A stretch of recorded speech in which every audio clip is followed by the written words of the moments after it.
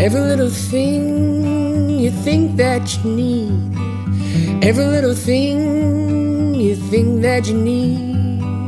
Every little thing that's just feeding your greed. Oh, I bet that you'd be fine without it.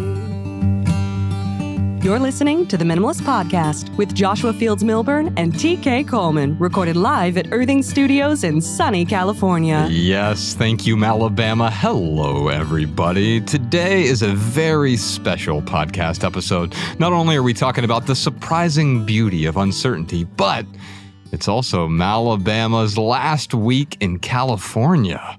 And we're going to talk about that toward the end of page 1. But first, coming up on this free public minimal episode, a caller has a quandary about feeling stuck at work. And then we've got a question about knowing when it's time for a change in your life. And that's followed by our Right Here, Right Now segment with Malabama and a listener tip. You can check out the Maximal edition of episode 491. That's the full 2-hour episode where we answer 3 times as many questions on Patreon. The link is in the description. When you subscribe, you can listen to our private podcast episodes on Apple Podcasts or Spotify or your favorite podcast app. Plus, you'll gain access to all of our archives all the way back to the very first episode of this podcast. It's a full decade of podcast archives.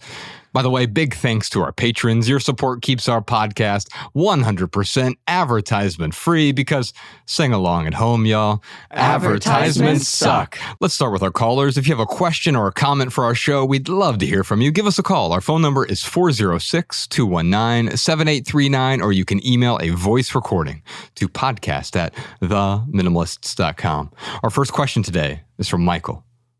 What's up, Minimalists? This is Michael. I'm a Patreon subscriber from Minneapolis. So I feel kind of stuck, particularly in my career, and I'm not even sure how to define my career. I'm 30 years old and have found success in whatever industry I've worked in: restaurants, retail, nonprofit development, the list goes on. I've been a graphic designer at an architecture firm, a carpenter. I've even owned a handyman business for the past 3 years. Currently, I work part-time as a designer at a run specialty store, directing brand activations, events, and marketing campaigns. The work is enjoyable, but because of how few hours the business can afford to pay me, I feel handcuffed creatively and at times taken advantage of. So I'm sitting here as a true jack of all trades, not knowing which direction to go.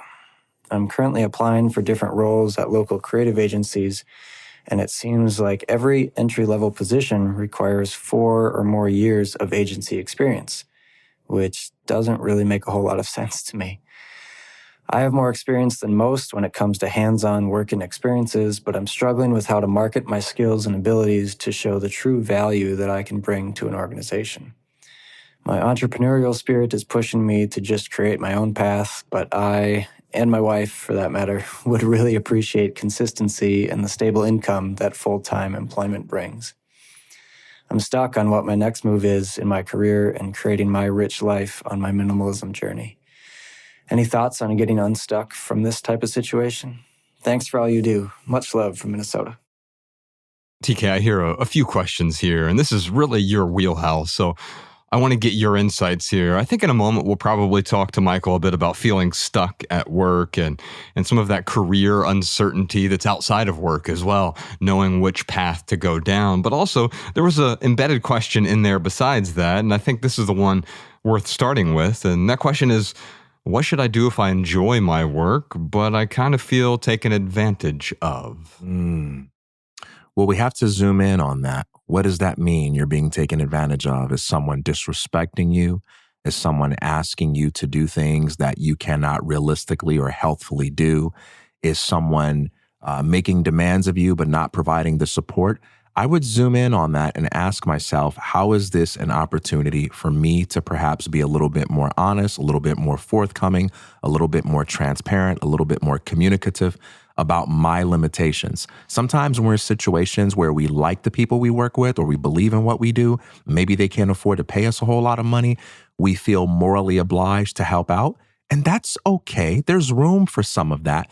But then when you overextend yourself what happens is you accumulate this silent resentment that undermines the whole point of sacrificial integrity because it just causes you to be bitter towards other people. And that's always going to come out and show up in other ways. I think that resentment piece will come up quite a bit throughout this episode since we're talking about uncertainty, which I think gets to the second part of this question here about feeling stuck at work. And it's not really that he feels stuck at one particular place. He feels stuck at the point at which he is at right now. I'm 30 years old, which is often when this happens, somewhere between 25 and 35. We start looking around and questioning our assumptions that may have worked for us for a period of time. And what I hear from him as I was trying to write down everything, he's like, I've worked in restaurants and retail and architecture and design, and I'm a handyman, and I'm considering being an entrepreneur. And I'm sure there were other things in there as well, right? Mm-hmm. And I think it's great. You can wear many hats and you can accumulate a bunch of skills, but also when you have all of these skills and you're unsure which path to take, which direction to go, that causes one kind of uncertainty. And I'm not here to tell you that uncertainty is bad. In fact, we pathologize uncertainty. But can you imagine a life with no uncertainty? When we like it, we call it variety, by the way. I really want some variety, or I want some novelty in my life. I want some excitement. And those are all byproducts of uncertainty. But of course, we have a human need for certainty as well. If I came into the studio and I thought that the walls were going to collapse in on me, or I thought this microphone wasn't working and it was shoddy, I'm not going to be able to do my job here because I'm so uncertain with the fundamental things that I need to feel certain about. And so we need a base level of certainty, and some of us require more certainty than others. You think about people on the extreme end, like the adventure sportsmen, where they're free solo climbing, or they're putting on those squirrel suits and flying off of mountains. They're parasailing, or they're parachuting. They're doing dangerous things with their body, things that can get them hurt or even killed. But they're doing it because of the uncertainty. They live within that uncertainty. Then there's, of course, this other kind of uncertainty. I'm reminded of the H.P. Lovecraft quote. He said, "The oldest and strongest emotion of mankind is fear, and the oldest and strongest kind of fear is the fear of the unknown." The fear of the unknown. In fact, I think fundamentally every fear is a fear of the unknown, right? We don't fear the known. That's called the past. We know how the past worked out for us. We can regret the past. We don't worry about the past, though. We can worry about what that past might mean for our future. And of course, that fear is different from clear and present danger. If there's a danger right in front of me, I actually don't have any fear. If a hippopotamus walks into the studio right now, I'm not going to start worrying about, oh no, how am I going to pay my rent next Thursday? All of the fears go out the window, and I'm actually forced to act. But that uncertainty, when we feel so much of it, like where Michael is right now, he may feel so much uncertainty that he's paralyzed and doesn't know where to act because it might all feel like a bad decision. And we have to be leery of the potential problem of inherited uncertainties. There are the uncertainties we have and feel about our own lives. Where am I going? Like, what am I really doing? Like, what do I really want? And then there's the uncertainty we experience when we try to make sense of our lives to others. And around this age and stage is really when people can start to worry about you, and you can feel that pressure like, hey, you're not 19 and 20. 19 and 20 is kind of cute. You know, we just want to invest in you. We want to mentor you. Just about anything that you do within the realm of what's legal is pretty forgivable. 25, you're getting there. Start focusing in, but you're still young. But man, when that 9 gets into your 20s and you hear that ding, it's like, hey, you better be for real now. Where are you going? You need to have some savings. You need to have some money. You need to have some answers to some questions. And sometimes you can actually be more okay than you think with a little uncertainty, but it can feel really bad when other people are asking you, so what's up with your life? What are you up to? And you don't have a compelling answer. And this gets exacerbated by the comparison game, not just social media, but it could be high school reunions. It could be run-ins with friends, people that have taken a more conventional path. And, by the time, you're 30, everybody, they're married, they've got a couple of kids, they're doing what they intend to do for the rest of their lives. They've got the home in the neighborhood you grew up in, and where the hell are you in your life? And it's like, oh, I'm internalizing all that. One thing I would do is I would step back for a moment. I would take heed to the advice of my good friend Isaac Morehouse, who, when talking about career, says, tell your story, not your status. We have these habits of professionalism, like I worked as an accountant for 2 years. I worked as a restaurant for 2 years. And we tell our status. And when we tell our status, not only is that boring and highly replaceable, because you're not going to outcompete anyone at the level of status, but you also feel like your life is disjointed. You just got this thing over here, this thing over there. But when you tell your story, it challenges you to think in a way where you have to actually identify the thread of transferable skills and valuable experiences that you have lived over the course of a lifetime. So maybe you spent some time working at a restaurant. You spent some time working at the box office for a cinema. You spent some time, doing some volunteer work for a church. You spent some time, taking out the garbage for a restaurant, whatever it may be. But when you step back and tell your story, you can say, I've been solving problems for people for 5 years. I've been working with people to resolve difficult issues in challenging, stressful situations all my life. Actually, when I look back, I have never not worked in customer service. Even back when I was 19 in college, working at the Alzheimer's dementia unit, helping older people to take their medicines, helping them to take showers. I've always been in the business of working with people, including helping the people that nobody else wanted to help. And you start to get excited about your experiences. And this is important when you're applying for a job because we have so much respect for these darn filters. I think you mentioned before a writer's advice that said something like, know the rules so that you can break them. Mm-hmm. I think you have to know the filter so that you can transcend them. Anytime a company says you got to have 4 years of experience, that is not an ironclad law. Mm-hmm. Now, it can stop you if you can't get in front of the right person. I understand that it's a difficulty, but that is there to protect the company from wasting their time, because chances are, out of all the people that are going to apply for this job, the ones who don't have 4 years of experience are probably a waste of their time in the sense of not being qualified. But people have the ability to understand that there might be an outlier out there who has the experiences, but don't meet the technical prerequisites. And when you establish a filter, you got to be precise. You got to say something. And so when you focus on telling your story, not your status, you can create a portfolio. You can create a presentation that tells people what you have done and how you've done it in a way that can bypass the filter. So don't turn away from these jobs and these opportunities just because there's a filter there that says you don't have 5 years of experience. Try anyway, and don't just list off things on your resume. Put together a pitch deck and a portfolio that delineates your projects, the people that you've worked with. Do something interesting that nobody else is doing so they can take notice. Yeah, because if you're simply following what everyone else is doing, then yes, you're going to have to rely on your so-called credentials, right? But credentials aren't just a piece of paper. They're not just a particular university. And it's not even necessarily your job history. Your credentials can be, here's the value that I can bring to an organization. I know, Bama, when we hired you or when we hired Savvy D or anyone else we've hired, I've never asked anyone for their resume here. Nope. Now, we had other people on the team who did ask when they were interviewing you for that. Podcast Sean asked for my CV, and I had to Google what a CV was. And because for me, I'm less interested in that because I want to see the whole person. And it's really hard if I just grab this piece of paper. This is not Mallory. This is her CV, right? And okay, I understand that can point toward the person and their so-called accomplishments, but I do want to drill down on the certainty-uncertainty paradox because it's paradoxical because those are two different human needs.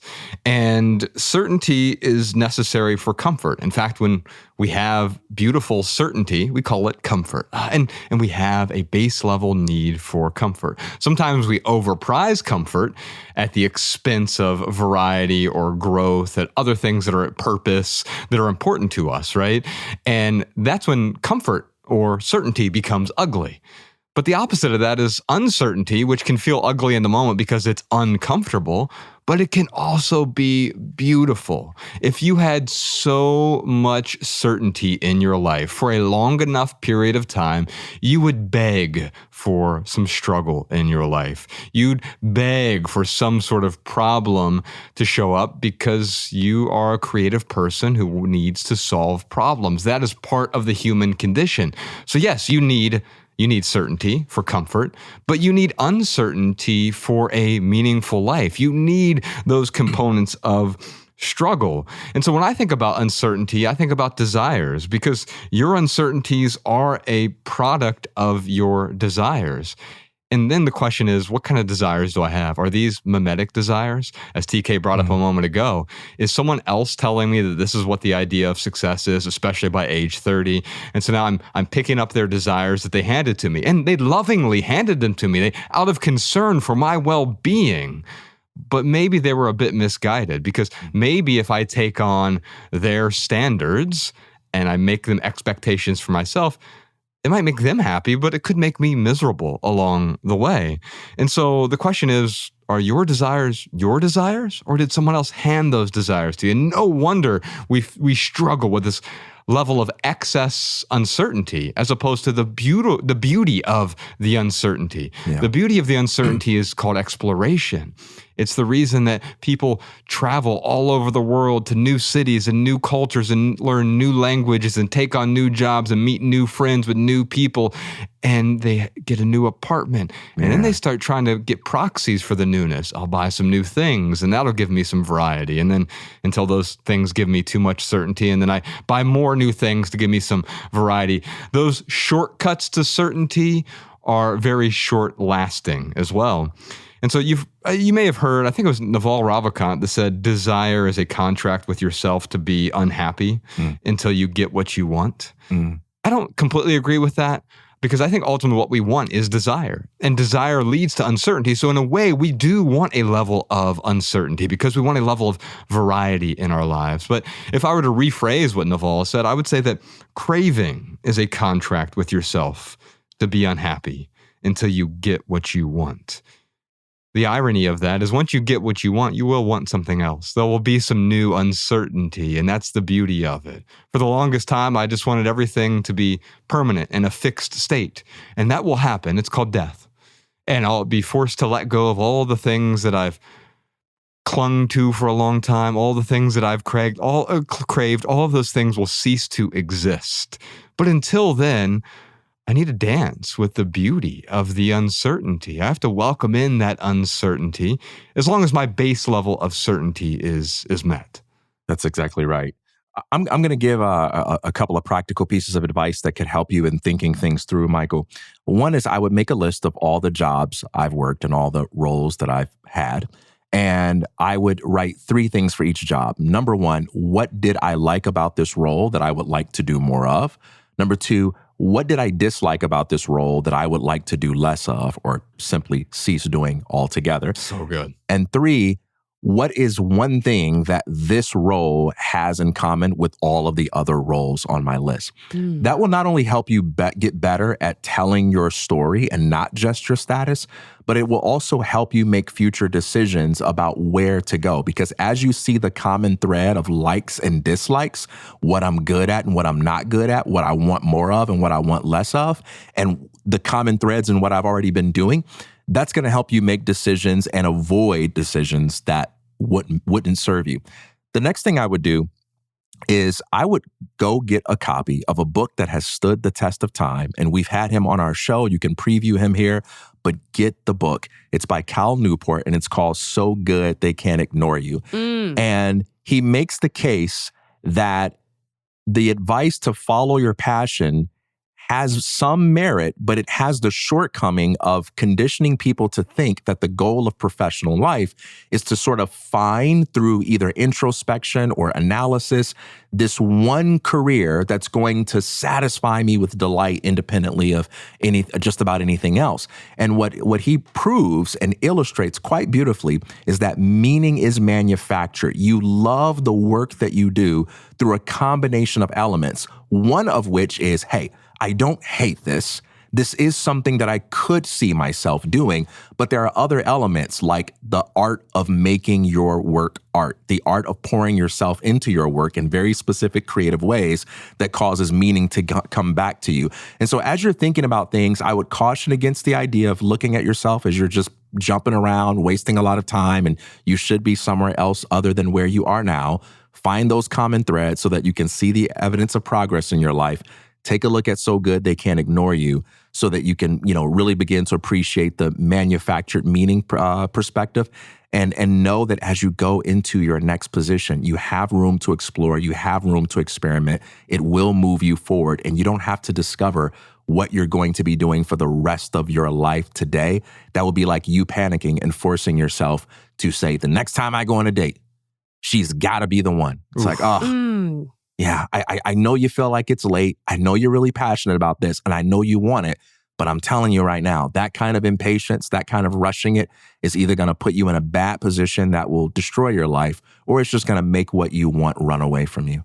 Yeah, that level of craving will produce more uncertainty ultimately, right? And because you're desiring an immediate resolution.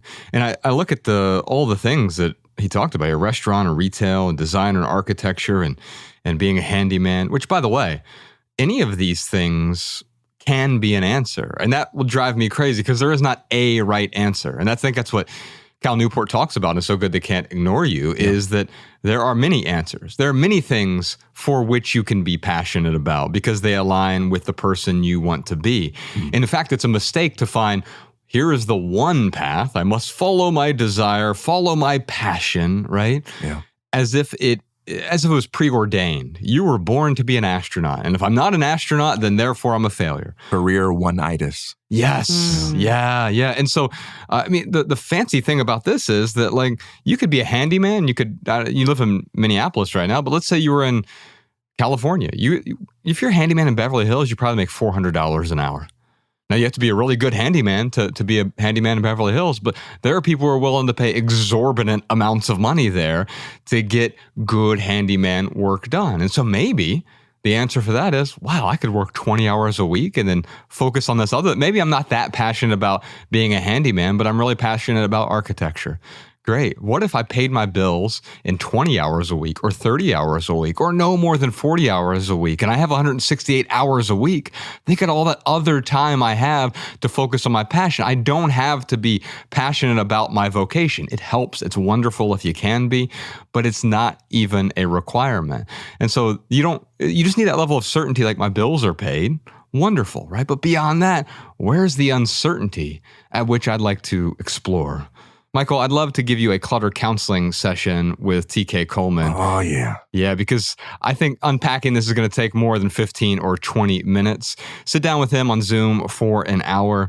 I really think that TK, minimizing career clutter is, in my opinion, TK's strongest skill. You started a entrepreneurship program for people who wanted apprenticeships and wanted to go a non-traditional route. And that's obviously where Michael is now. He's finding his discontent or his uncertainty around those traditional routes. It doesn't mean he can't learn something from it. But I'd love for you to sit down and talk about career clutter with him, or if there's any other type of clutter that might be plaguing him, whether it's relationship clutter or material clutter or information clutter, wherever you are. You can book a appointment with TK Coleman over at theminimalists.com. Just click counseling at the top. Michael, we're going to get to the bottom of it, and you're going to feel good about it at the end of that session. I'm going to give you one piece of homework to do before you show up, and I want everybody who's not having the session to hear this so that you can do it as well. Imagine there were a law that said no matter how much you hate it, every month for the rest of your life, you're going to have to go to a different place of employment and work a different job. My question to you is, what do you want to bring to each job? What is that? And how can you start making room for that in your life right now? How can you start bringing that energy and creativity to your work now? What a powerful question. Clutter counseling, theminimalists.com. Just click counseling at the top. You can book an appointment in person here in Los Angeles with TK or via Zoom as well. Before we get back to our callers, Malabama, what time is it? You know what time it is. It's time for the lightning round, where we answer the Patreon community chat's question of the week. Yes, indeed. Now, during the lightning round, we attempt to answer your question with a short, shareable minimal maxim. You can find this episode's maxims in the show notes at theminimalists.com/podcast, and every minimal maxim ever at minimalmaxims.com. We'll also deliver our weekly show notes directly to your inbox, including 7 new maxims every Monday for free if you sign up for our email newsletter at theminimalists.email. We'll never send you spam or junk or advertisements, but we will start your week off with a dose of simplicity. What is the question of the week this week? How do you know whether it's time for a change in your life? Oh, there's some uncertainty for you, huh? How do you know whether it's time for a change in your life? Before we get to our pithy answers, let's hear from some of our simpletons, Malabama. Jenny said, sometimes the universe demands change. I was just told funding for my work position is being terminated, so it's time for a change in my life again. Change is constant. We can't fight it. We must observe it and learn from it. Oh, I love this. TK, what happens when we fight change? Well, when we fight change, it's like we basically set ourselves at odds against reality itself, and we produce incongruence in our own lives because change is the only constant. It's the one fight that you can never, ever win. And so when you say, I'm going to fight change, you're essentially saying, I'm going to orient my life around that which is anti-life. Yeah. And that's why I think Jenny's point is so useful here, because it's instructive in a way like, yeah, you can fight change. It's like fighting the waves in the ocean. If I walk out into the ocean and start swinging at the waves, they don't even swing back. They just keep battering me. Or I can sort of go with the wave, and it's much more peaceful that way. I can embrace the beauty of the uncertainty. Alan said, it's time for a change when you recognize you're moving away from your values. Yes. TK, how do we know when we're moving away from our values? People often describe it in the form of like, when you don't have that peace. I like to use the word incongruence, but when you feel something that feels like you're contradicting yourself, you're lying to yourself, you're hiding from yourself. Seth Godin says, one question we should always ask ourselves when we go to work, not just how much do I make, what am I learning, who am I meeting, where am I going, but who am I becoming in the process of doing this kind of work over the long term? If you don't like that answer, then that's a powerful indicator for you. That points toward the fact that you might be going against your values. And although you may not know what your values are, that's why the Minimalists, we put together a values worksheet. You can download it at theminimalists.com/V as in values. There's also an essay there about understanding your values, but it's writing down the 4 different types of values. We have the foundational values, the structural values, the surface values, and the imaginary values. All those values that are handed to you by your peer group or your society, your family, that you may want to let go of so you can focus on the things that you actually value. And what's fascinating, as soon as I started sitting down with my wife and talking about what our values are, I realized that, oh, I better understand you now. I can see what you value. Yeah. And yeah, we have a lot of similar values, but there are going to be some things that you value that I don't. And I could dismiss it and say, oh, well, that's stupid. Why do you value that? Or I could say, oh, wow. Tell me more about why you value that. One other quick thing, Josh, if you're wondering about moving away from your values, then that's a good sign that you might be moving away from them. If you're asking yourself, am I being true to myself? Probably not. And that doesn't mean you have to leave the situation, but you might want to reframe how you're engaging it. And in order to do that, understanding your values is important. You say, I feel like I'm moving away from my values, but wait a minute, what are my values? And so download the worksheet. It's free over at theminimalists.com on the resources page, or you can read that essay over there as well. What's another one, Bama? Tim said, if, like the 30-day rule for purchasing items, I find myself still wanting to make a change after 30 days, I try to do it if it won't completely upend everything else. Yeah, sometimes we don't want to upend everything in our life just to make a small change, but sometimes, we're going to talk to Bama here in a moment, she's upending almost everything in her life very soon. And so when does it make sense, TK, to upend everything? Does it make sense? Yeah. When might it make sense? I don't know if it does. When might it make sense to murder a man? About 8:30. Hey, look, you know what? I won't play the semantic cop here. But I know what go people there. mean. Let's go there. So when does it make sense to murder a man? When you are defending yourself. And so maybe I could put it in that context. When does it make sense to upend everything? When you feel like it's a type of self-defense in a way, because otherwise I might be dead if I don't upend everything. Like spiritually dead, metaphysically dead. In a meaningful way, I don't feel alive anymore. Then maybe it makes sense to upend everything.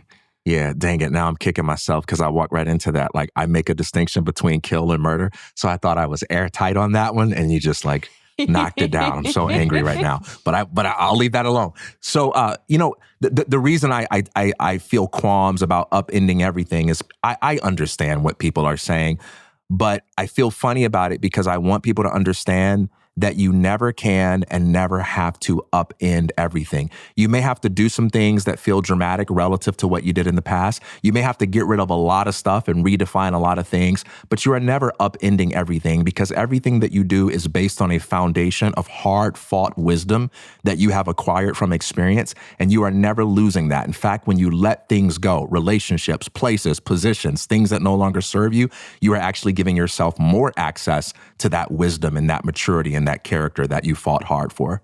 Spot on. Let's do one more, Bama. This one comes from Zachary. I know when the pain of things staying the same is worse than the pain of change or the unknown, it's time for a change.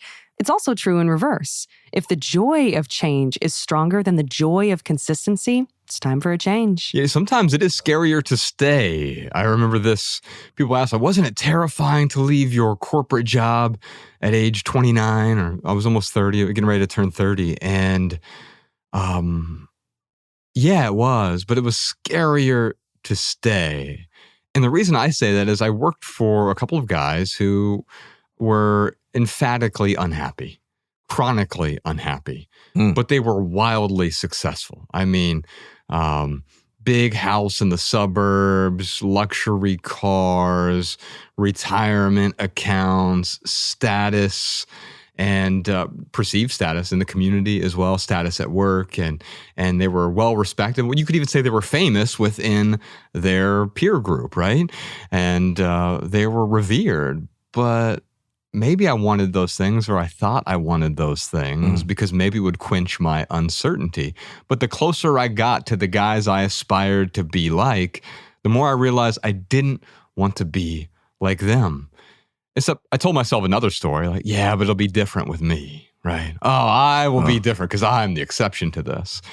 And then I learned that, well, if I follow the same recipe, I'm going to bake the same cake. And so, yes, if I work really, really hard for the next 20 years, 80 hours a week, and I climb the corporate ladder and I play all the right political games and go to all the right networking events and conferences, and eventually maybe I'll be just as miserable as them. And man, that was scary.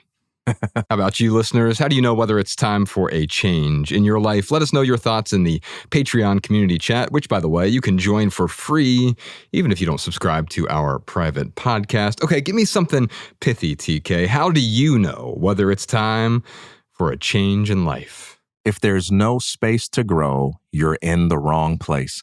I remember a time in my life I was considering change, and a buddy was nervous for me, and he says, "Man, aren't you afraid?" And I said, "Dude, right here, right now, I am living the life that I'm afraid of.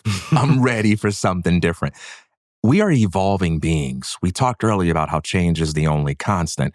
And so if we're in an environment that doesn't give us room to breathe and evolve, then we're in an environment that is self-stultifying. There is literally no room for you. And sometimes in our quest for passion, we overlook the fact that passion is the easiest thing to kill. I'm passionate about writing. Oh, are you? Okay, well, I want you to write an essay about the history of plumbing. And you also have to write this essay with that guy over there that you hate. And I need it by tomorrow, 2 p.m. You still love writing? When the conditions around the passion are not optimized for growth and freedom and flexibility, even the passion itself dies. So if you can't be or do what you're passionate about or where you're passionate about right now, that's okay. Get into a space where you have room to grow, and you'll grow into everything that you need. Yeah, and that's helpful for embracing the change that is inevitable anyway, which brings me to my pithy answer, which is people don't hate change. They hate discomfort and coercion. And so I make that distinction here because I think there are two types of change that people dislike. Most people really enjoy most changes. Oh, I met a new friend. That's some variety. That's some novelty, right? Or I just started this new project and it's so exciting, right? Oh, yeah, that's a type of change I can get on. I just picked up rock climbing. It's a change in my life. And man, it's been wonderful. Savvy D and I were downstairs talking to Stephanie in the architect's office downstairs. And she's like, I just started ice skating again. And I got these new skates. And that's a change for her. But that's a welcome change. So we like those types of changes, right? We like surprises, unless it's a surprise we don't want, that is coercive or so uncomfortable that it's a problem. So yeah, do you like surprises? Well, it depends on what you mean by surprise. If TK said, surprise, I just put $1 million in your bank account, I'm going to love that surprise. But if Savvy D is like, surprise, I just took all the money out of your bank account, I'm not going to like that surprise, right? Because there's some manipulation behind it. There's coercion. I'm being forced into that type of change. But also the discomfort piece. We abhor extreme discomfort, right? We call it pain. And I make that distinction between pain and discomfort. We don't like the discomfort because it's unpleasant.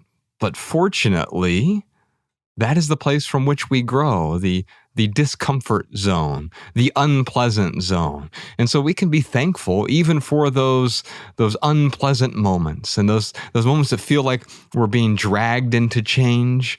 There's too much uncertainty. I can sit with it and say, yeah, this too shall pass. All right, that's almost the end of page 1. We still have an entire switchboard of colors to talk to, but first, real quick for right here, right now, here's one thing that's going on in the life of the Minimalists.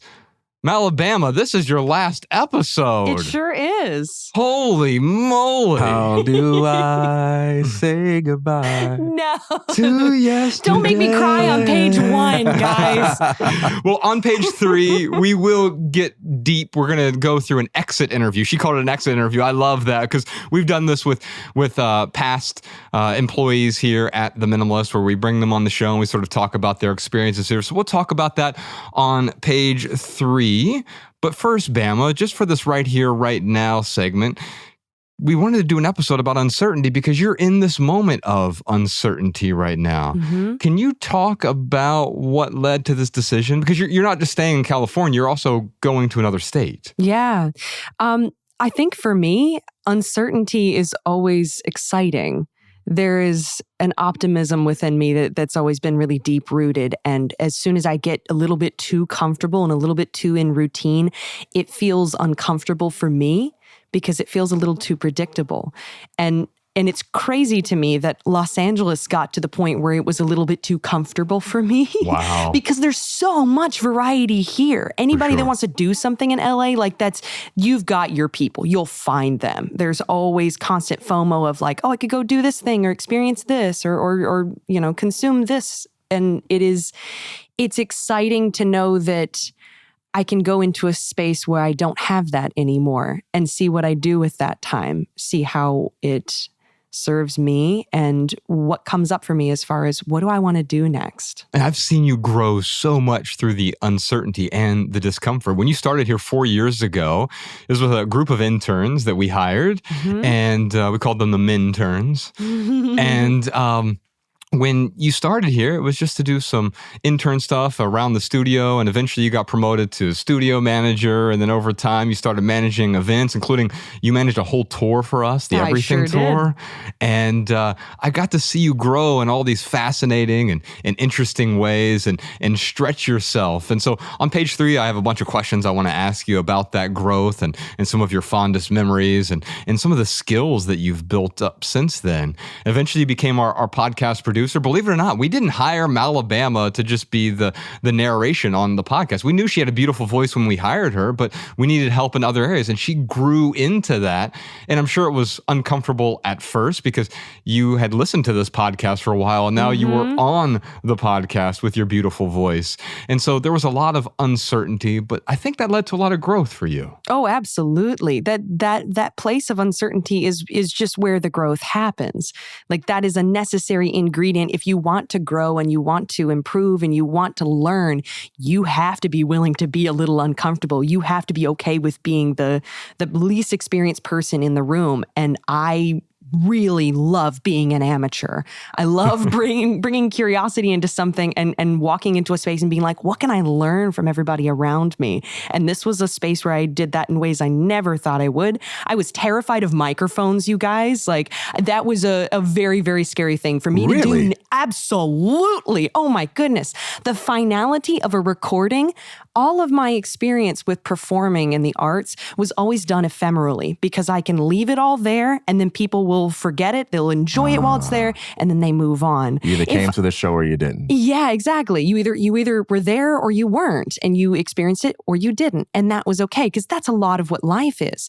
But when we're doing something like this and we're recording in a way that people can go back and listen over and over and over again, if I fumble a word or make a joke that just falls flat, I get to think about that every night before I go to sleep. My anxious brain, like, oh my goodness, I was always worried about sounding unintelligent or goofy or like, why did she bother opening her mouth? And so that fear, dealing with that, oh gosh, that was a big thing for me. But this allowed me to get over that and grow and accept that, hey, congrats, you're human like the rest of us. Yeah. And doing that in front of a large audience, millions of people now know who Malabama is. Thank goodness no one knows what I look like. I can still go to the grocery store. It's wonderful. That's pretty great. Well, I have a lot I want to talk to you about on page 3, including we have a nice little surprise for you. I'm scared. There's that beautiful uncertainty that we're dealing with here. Also, real quick, just so you know, our next Sunday symposium is this weekend. Bama, she was at her last one last month, so you won't see her there. If you got to see her in Santa Barbara, a bunch of people came up and gave her hugs and took pictures with her. And we also talked about this on the Friday afternoon Minimalist Zoom we do with our patrons as well. And so we had a farewell there. And then on page 3, we'll have a fond farewell to Malabama. But if you want to see us live and in person, we just got a beautiful new venue in Orange County. It's this weekend. As of this recording, there are still a few tickets available. We just released some, so fewer than 50 at this point. But if you want to come out there, Orange County this weekend, sundaysymposium.com is how you get your tickets, and they're free, y'all. So get them while you can. As soon as I announce it, they always sell out. So we'll see you there at Sunday Symposium this weekend. Malabama, what else you got for us? Here's a minimalist insight from one of our listeners. Hey, Minimalists. My name is Elizabeth Ellis, and I'm tuning in from Houston, Texas. I am adding in a minimalist insight about your episode 487 on frustrations. For me, what really stuck out and resonated with me about this episode was what TK had to say about potential. And when he said everything that you do is an underfulfillment of your potential to someone else, that really struck home, because I don't think that we as a society talk enough about how potential can be a trap, as TK so eloquently put it. I am an only child. And I was the child my mom thought she was never going to be able to have. So from the beginning, there were a lot of expectations placed on me. And I love my parents. We have a good relationship. But one thing that frustrates me is that every so often my mom will say things to me like, well, when are you going to go back and do X, Y, and Z?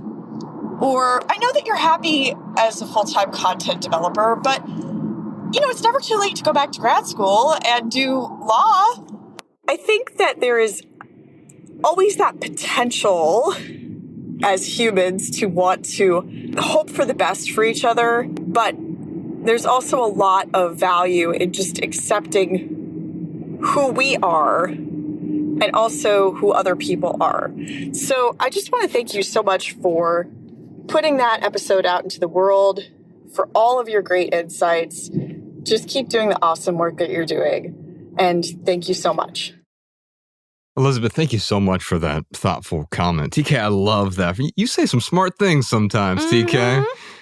Everything you do is an underfulfillment of your potential to someone else. I want to unpack that coming up here on page 2. But if anyone else has a listener tip or insight about this episode or any other episode, you can send a voice memo to podcast@theminimalists.com so we can feature your voice on the show. Up next, page 2 and page 3. But first, let's take a quick pandiculation break. We'll be right back. All right, that is the first 33% of episode 491. We'll see you on Patreon for the full Maximal edition with Malabama and all of her tears. Joyous tears. So many tears. Oh, so good. Tears though. of an angel. We also answered a bunch of questions like, am I hiding from my emotions if I let go of all expectations? How can I minimize my worries that the best version of me should be doing something different with my life? And how do I let go of my struggles around my own body image? Plus a million more questions and simple living segments over on the Minimalist private podcast on Patreon. And that is our minimal episode for today. Big thanks to Earthing Studios for the recording space. On behalf of Ryan Nicodemus, TK Coleman, post-production Peter, Spire Jeff, and Spire Dave, Savvy D on the board. And one more time for Malabama, y'all. Thank you, guys. Much love to you, Malabama. Likewise. My name's Joshua Fields Milburn. If you leave here with just one message, let it be this. Love people and use things, because the opposite never works. Thanks for listening, y'all. Until next time. We love you, Bama. Every little thing you think that you need, every little thing you think that you need, every little thing that's just feeding your greed. Oh, I bet that you'd be fine without it.